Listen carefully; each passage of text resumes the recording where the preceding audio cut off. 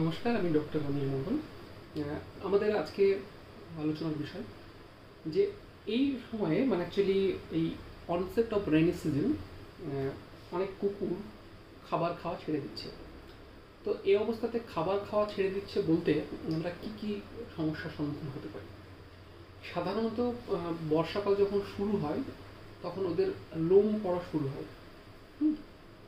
এই সিজনাল যে অ্যালোপেশিয়াটা হয় সেটা 5% পর্যন্ত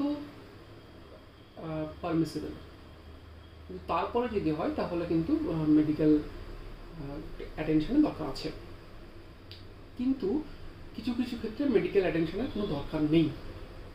যেমন যদি দেখেন যে খুব হিউমিডিটি বেড়ে গেছে কোনো দিন, বা খুব বর্ষাকাল কিন্তু বৃষ্টি হচ্ছে না, প্রচণ্ড চারিদিকে গুমোট, প্রচণ্ড গরম, সেই অবস্থাতে কিন্তু ওদের খাবার চাহিদা হঠাৎ করে কমে যায়, কারণ ডাইজেস্টিভ যে